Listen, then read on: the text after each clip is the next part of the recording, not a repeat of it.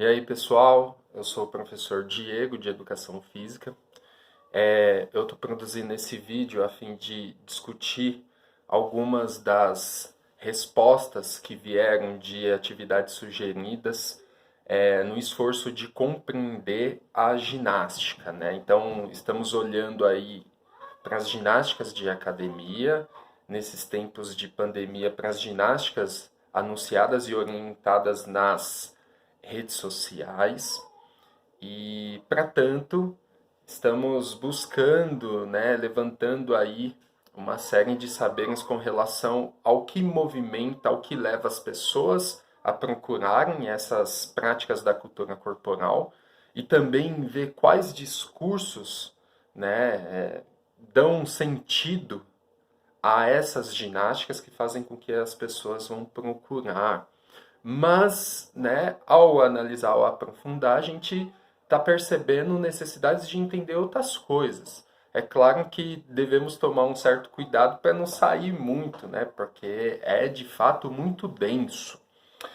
E, né, nas nossas últimas discussões, a gente fez uma análise dos corpos, né? Então, aquele corpo que era anunciado nas propagandas, aquele corpo tido como saudável, e a gente sentiu ausências de outros corpos que não aquele único, aquele que tinha aquela forma determinada, padrão, né? E com isso, nós fomos buscar aí, eu sugeri um vídeo da Alexandra e esse vídeo ela discute pressão estética e gordofobia, né? Então a gente foi percebendo, né? Eu fui percebendo a partir das atividades que vocês me mandavam, a marcação, por exemplo, do corpo gordo como um corpo doente, um corpo que não é saudável, e, e também vimos aí a questão muito do ser belo, né? Então, buscar uma certa forma do corpo estava conectada a essa ideia, esse esforço de ser belo segundo um certo discurso daquilo que então é belo, tá? E no vídeo da Alexandra, ela fala que não se pode compreender, né, a pressão estética, né, que é uma tensão para que as pessoas se esforcem a atender em ter um certo tipo de corpo, sem entender quais são, né, os discursos que produzem toda essa tensão. E aí ela nos fala do machismo e nos fala do patriarcado. Ambos, né, coloca aí o homem no centro das atenções. Então, basicamente, né, se é que a gente pode dizer assim, ela fala que a pressão estética, né, assola muito mais as mulheres no sentido de buscar, né, sempre essa forma, buscar sempre se mostrar de uma certa forma bela para o homem, né? Então o homem aí no topo, o homem como aquele que, né, pelo qual deve ter todo esforço para atender às expectativas. E é claro que isso é extremamente nocivo, né, para o nosso sistema mundo. Não é à toa que tem se produzido muitas coisas que questionam e que buscam alternativas para superar essas concepções machistas, patriarcais, mesmo porque, né, o sistema mundo que considera que há outras formas de organização em família reconhece que há outras organizações de família que reconhece a potência da mulher em várias frentes, que reconhece outras sexualidades, né, diferente do patriarcado que considera o homem heterossexual branco, tá? Como o Senhor, né, dos Anéis. Zoeira. E vamos lá. O que isso tem produzido de efeito? Então, as pessoas estão extremamente estão muito infelizes. A beleza, a sensação de estar bela ou belo é sempre temporário. Ela coloca também uma questão do capitalismo, e aí o capitalismo também, né, forma esse tripé, né, o machismo, o patriarcado e o capitalismo, porque é óbvio que o capitalismo ele precisa criar urgências de consumo, né? Então, o, nesse sistema mundo, né, eu preciso também criar sensações temporárias, né, para que as pessoas busquem, tenham essa busca permanente e incansável daquilo, né, então. E basta a gente fazer uma análise do que são os produtos, né? Então, um celular, por exemplo, ele tem prazo de validade, né? Os aplicativos eles vão ficando cada vez mais pesados até que chega a necessidade de você trocar, né? Isso, outras coisas também, né? E que a gente vai criando narrativas para justificar aquela troca. Então, a nossa vida está pautada intensamente na ideia do consumo, certo? E isso tem vários prejuízos, enfim, que a gente pode discutir outra hora.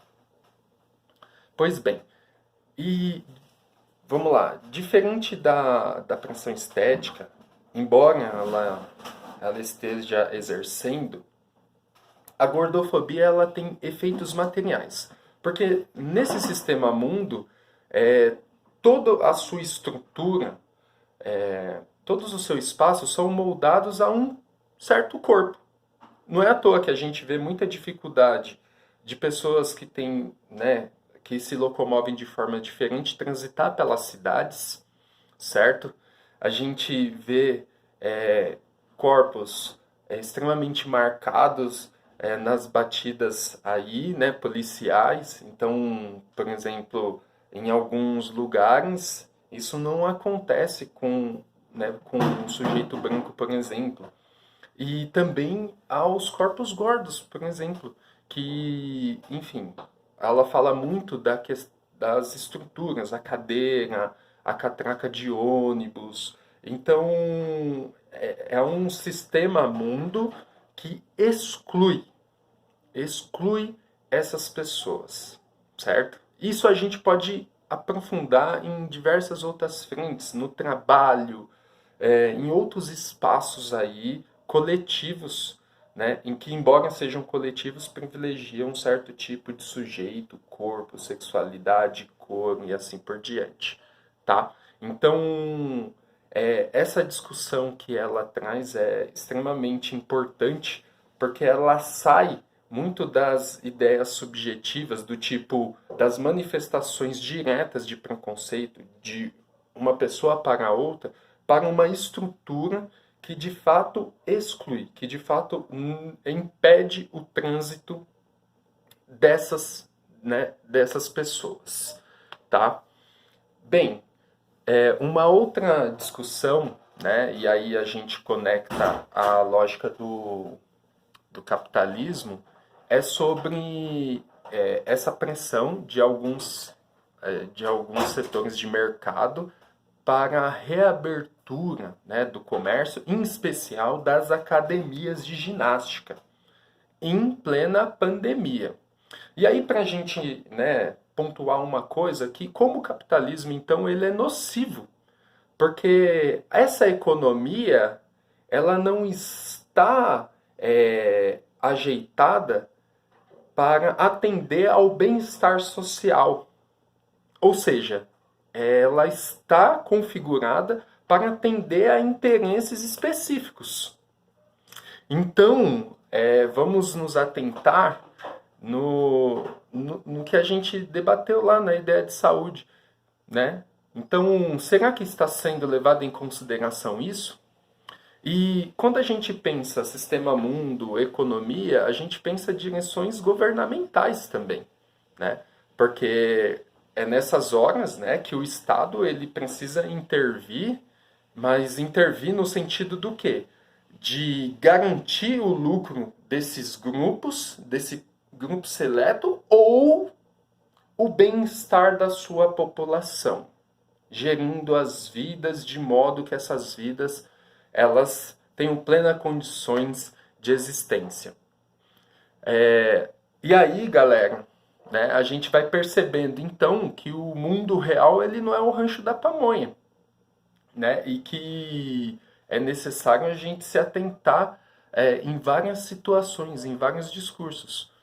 E mesmo porque, né, se a gente for pegar aí uma, algumas concepções, tentar verificar, né, o sentido de cada discurso, sem entender os efeitos deles, né, práticos, né? Então, no caso específico, estamos, né, perdendo mais de 1.000 vidas por dia, certo? Não é uma gripezinha, né? Nós temos vários colegas, né, que viveram dramas, que perderam pessoas.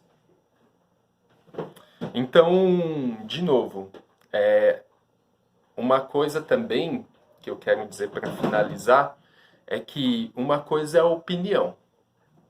E opiniões às vezes são baseadas em crenças, essas são perigosas. Outra coisa são posicionamentos baseados na ciência, baseado em questões conceituais, tá? Então, vamos, né, também tomar cuidado com isso, sempre buscar pautar as nossas opiniões em coisas que são legítimas, tá bom? Por isso que é muito importante os estudos, tá?